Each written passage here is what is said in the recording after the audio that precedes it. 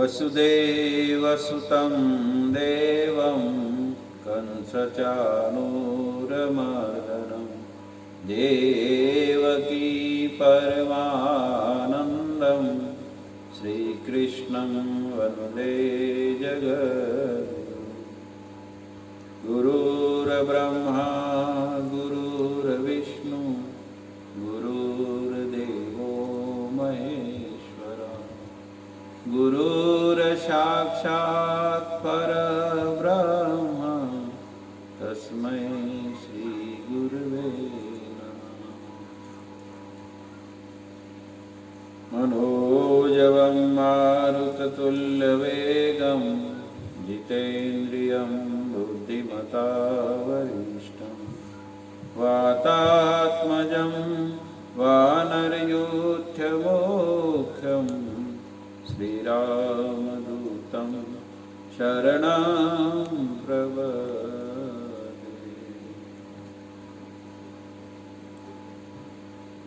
हरे राम राम राम हरे हरे, हरे कृष्ण कृष्ण कृष्ण हरे हरे, हरे राम राम राम हरे हरे, हरे कृष्ण कृष्ण कृष्ण हरे हरे, हरे राम राम राम हरे हरे, हरे कृष्ण कृष्ण कृष्ण हरे हरे। गोपाल कृष्ण भगवान की जय, श्री रामदेव जी भगवान की, सद्गुरु भगवान की, श्री हनुमान जी महाराज की। ओम नमः पार्वती पते, हर हर महादेव।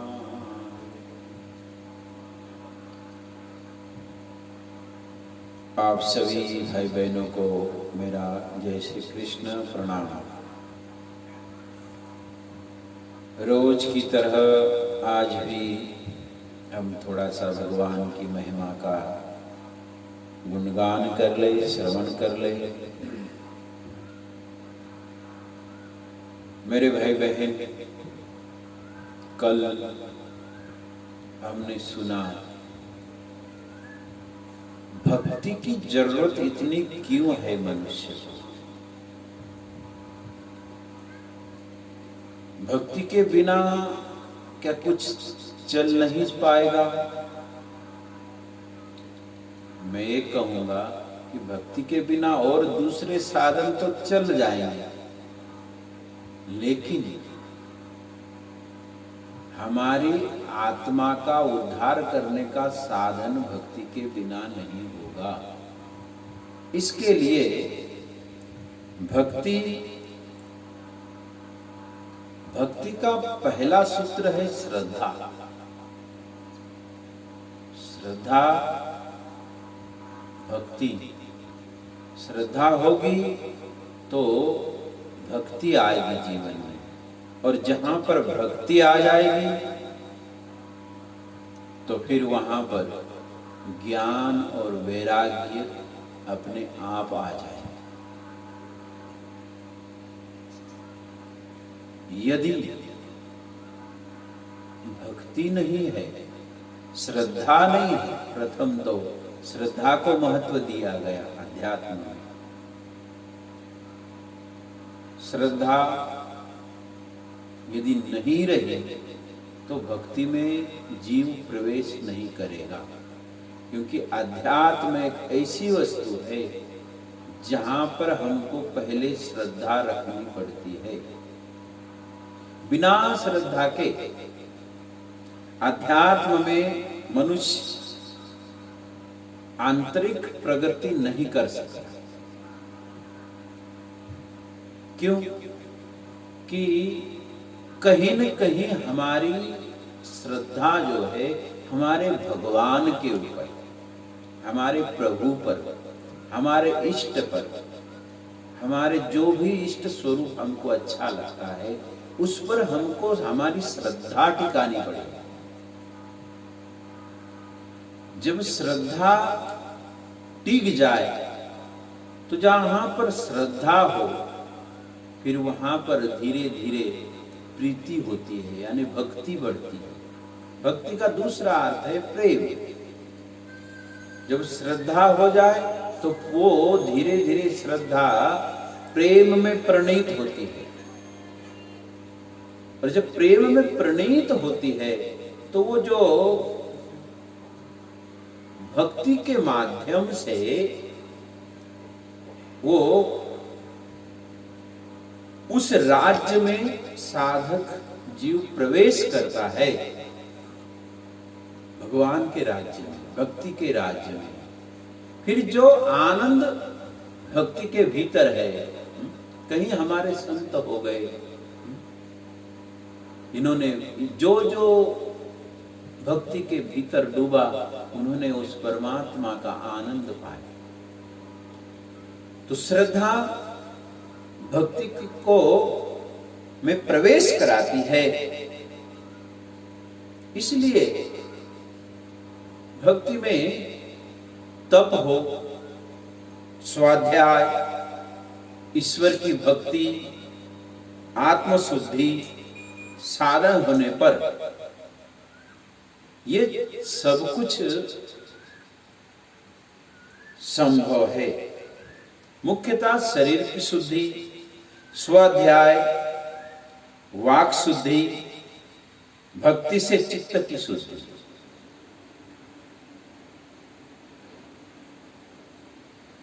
स्वाध्याय, ईश्वर भक्ति और आत्मशुद्धि, ये तीन के कारण मनुष्य भक्ति में प्रवेश करता है। शरीर की शुद्धि होती है तप से,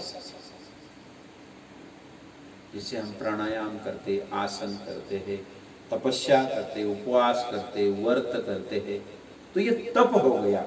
ये तप जो है, इस तपस्या से शरीर की शुद्धि होती है। हमारे शरीर में जो नाड़ियां है इसकी शुद्धिकरण होती है। आसन प्राणायाम इससे करने से हमारी शुद्धियां होती है। और ये शरीर की शुद्धि, यदि हमको भक्ति चाहिए तो पहले हमको तप करना पड़ेगा। तप यानी शरीर संबंधी। जब ये शरीर शुद्ध होगा और वाक शुद्धि होगी स्वाध्याय से, परमात्मा के गुणगान से, परमात्मा के स्वाध्याय से, लीलाओं का गान करने से, शास्त्रों का पठन पाठन करने से। क्योंकि जब तक स्वाध्याय नहीं होगा तब तक वाक शुद्धि नहीं होगी। और जब स्वाध्याय हो जाएगा, श्रवण कर लिया, फिर उस पर मनन करेगा, फिर चिंतन करेगा, तो भक्ति से चित्त की शुद्धि होती है। ये 3 पॉइंट दी। तो भक्ति से चित्त की शुद्धि होगी। जब हम भक्ति करते हैं तो चित्त की धीरे धीरे शुद्धि होती है।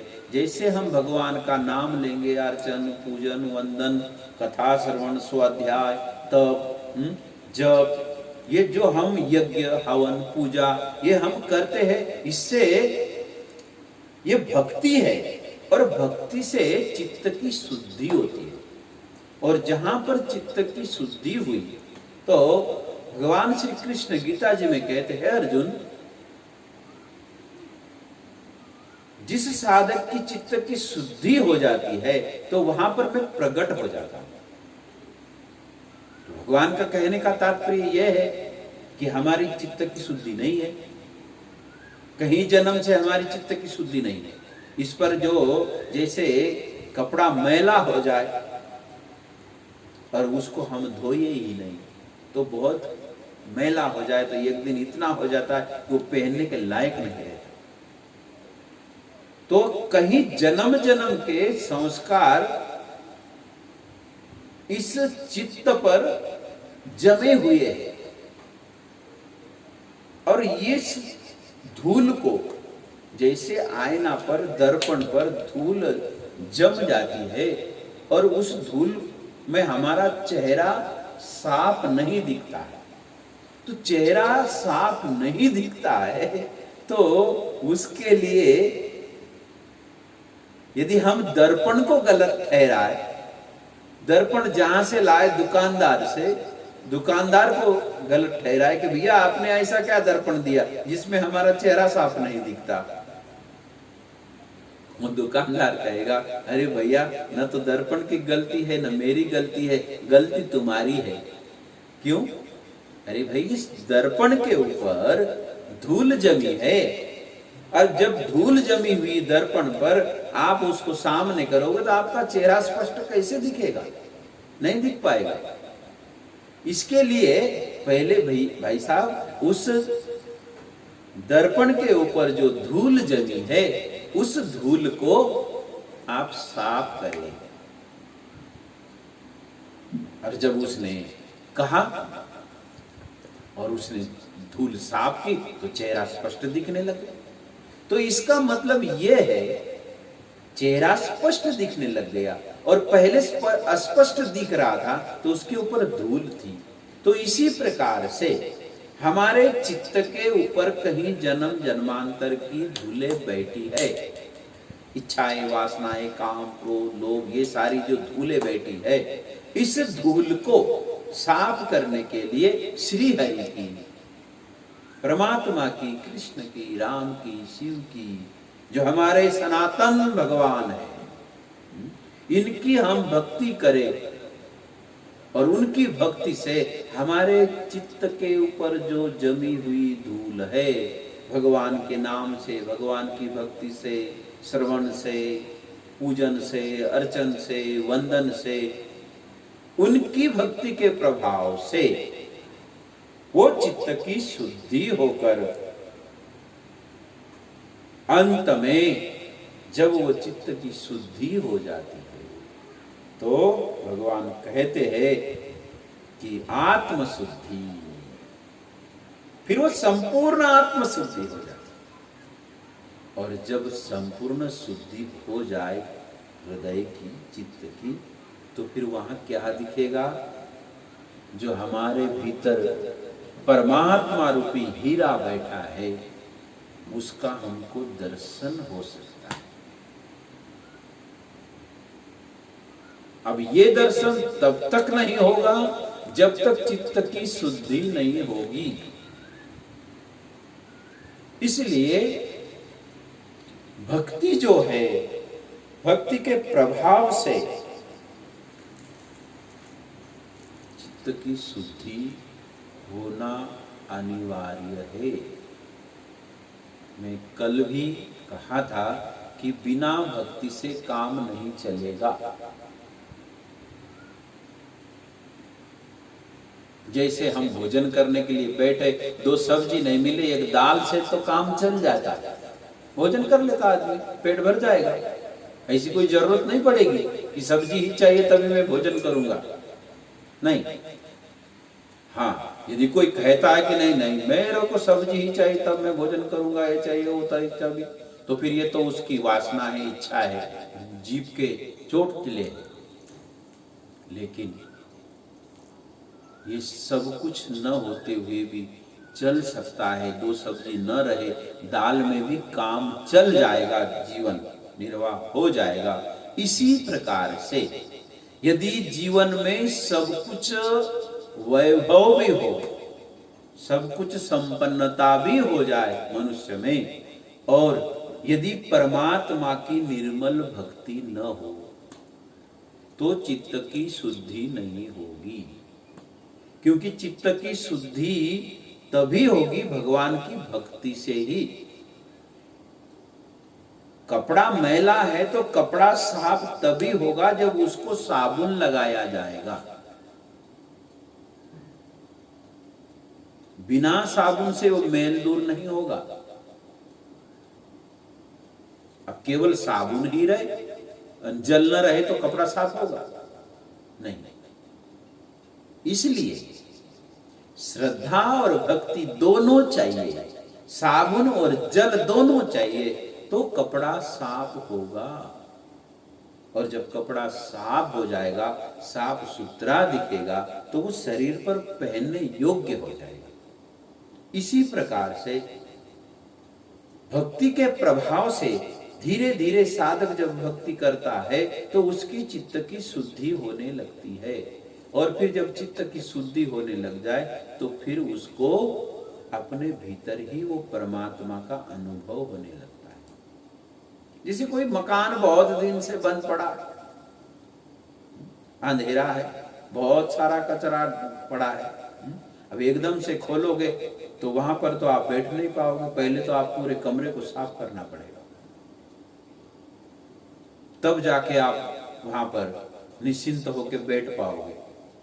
इसी प्रकार से जब तक हमारे चित्त में, हमारे कमरे, जो हमारा एक कमरा है, हृदय रूपी कमरा, ये शरीर, जब तक इसमें ये सारे धूल जमे रहेंगे तब तक परमात्मा की निर्मल स्वरूप, परमात्मा की निर्मल भक्ति ये प्रवेश नहीं करेंगे। जैसे ही भक्ति प्रवेश कर ली तो जो भक्ति का दाता है, जिसकी हम भक्ति कर रहे हैं, जो परमात्मा है, वो परमात्मा आप और हमको बाध्य होगा दर्शन देने के लिए। लेकिन इसके लिए बहुत समय भी लगेगा। कोई ऐसा न सोच ले कि बस आज करूं और कल हो जाए, असंभव है। चित्त की शुद्धि के लिए तो हमें धीरे धीरे मना धीरे सब कुछ हो। माड़ी सींचे सो घड़ा तो ऋतु आए पड़ा। जब हमारा योग होगा, जब हमारी पूर्णतया चित्त की शुद्धि हो जाएगी, उस दिन आपको परमात्मा की बुलाने की जरूरत नहीं। परमात्मा आप और हमारे भीतर ही बैठा है। बस मन की शुद्धता, चित्त की शुद्धता हुई तो आत्मशुद्धि, आत्मदर्शन वहीं पर है। इसलिए मेरे भाई बहन, आप सबसे मेरा ये निवेदन है कि हम ज्ञानी यदि हो तो, ज्ञानी आदमी विचारों को काट काट कर वो अद्वैत ज्ञान को उपलब्ध होता है। लेकिन हम इतने सक्षम नहीं हो, जो जिसको जैसा अच्छा लगे, क्योंकि अध्यात्म तो बहुत हर प्रकार से जिस तरह का जो आदमी होता है उसको वैसे। इसलिए भगवान ने 9 भक्ति रखी लोगों के सामने। 9 प्रकार की मेरी भक्ति है। 9 में से जो भी एक किसी के पल्ले आ जाए, किसी के झोली में आ जाए, तो एक से भी वो परमात्मा को पा सकता है, मुक्ति को पा सकता है। तो 9 में से, क्योंकि अपने अपने स्वभाव के अनुसार, अपने अपने एक जिसका उसका अपना स्वभाव होता है, तो उसके कारण वो उस तरीके से चलता है साधक, और वो परमात्मा को पाने में योग्य हो जाता है। इसलिए भगवान ने 9 प्रकार की भक्ति हमारे सामने रख दी। करो, इससे नहीं उससे, उससे नहीं इससे, इससे नहीं उससे, जिसको जो अच्छा लगेगा वो करके, बस भगवान की यही एक हमसे वो है कि बस मेरा जीव बहुत दिन से मेरे से जुदा हो गया है, मेरे पास आ जाए, यही परमात्मा की इच्छा है। और इसी इच्छा के कारण भगवान श्री राम जी ने माँ सबरी को संबोधित करते हुए ये 9 प्रकार की भक्ति भी दी। और वही 9 प्रकार की भक्ति में से आप और हम सब कोई भी एक भक्ति को अपना लें। बस यदि जीवन में एक भी आ जाए तो भी जीवन परमात्मा तक पहुंच सकता है, इस आत्मा की सद्गति हो सकती है। तो मेरे भाई बहन, ये भक्ति की महिमा काकभूषुंड ने गाई, हमारे ऋषि मुनियों ने गाई। भक्ति की महिमा क्या है? बहुत अनंत है, गोपियों ने गाई। तो ये भक्ति हमारे तपस्या जो है ये हमारे शरीर की शुद्धि करता है और स्वाध्याय हमारी वाक शुद्धि करता है और भक्ति हमारी चित्त की शुद्धि करती है। इसलिए आप सबको मेरा प्रणाम। जय श्री कृष्ण। आज इतना ही, और हम ये भक्ति भगवान की करते रहे। ऐसा न समझे कि अरे ये भक्ति करना तो साधु संतों का ही काम है, हमारा काम नहीं है। नहीं, ऐसी बात नहीं है। हम सबको जरूरत है। जैसे भोजन की सभी प्राणियों को, जो भी आदमी जीव है, सभी को, जो प्राणी है, गाय है तो उसको चारे की भूख है, तभी उसकी भूख जाएगी। तो इसी प्रकार से मनुष्य को भोजन करने पर ही उसकी भूख जाती है। इसी प्रकार से केवल साधुओं को ही भक्ति की जरूरत है, साधु ही भक्ति करें, हम नहीं, ऐसी बात नहीं है। प्रत्येक जीव को भक्ति का अधिकार है, भक्ति करने का, और सब आदमी को, सब जीव को प्रभु की भक्ति करनी ही चाहिए।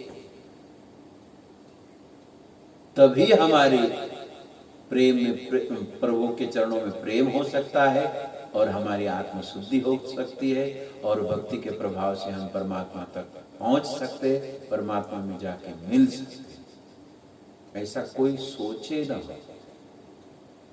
कई लोग सोचा अरे भक्ति करना क्या अपना काम है, वो साधु संतों का काम है, अपन नहीं। अरे साधु के क्या 2 हाथ है, तुम्हारे क्या 4 हाथ है? नहीं, जो जीव है, जो मनुष्य है, उसको सबको परमात्मा की भक्ति करने का अधिकार है और करना चाहिए। और बिना भक्ति किए हमारी मुक्ति होगी नहीं। जय श्री कृष्ण। हरे राम राम राम हरे हरे, हरे कृष्ण कृष्ण कृष्ण हरे हरे, हरे राम राम राम हरे हरे, हरे कृष्ण कृष्ण कृष्ण हरे हरे। गोपाल कृष्ण भगवान की, सद्गुरु भगवान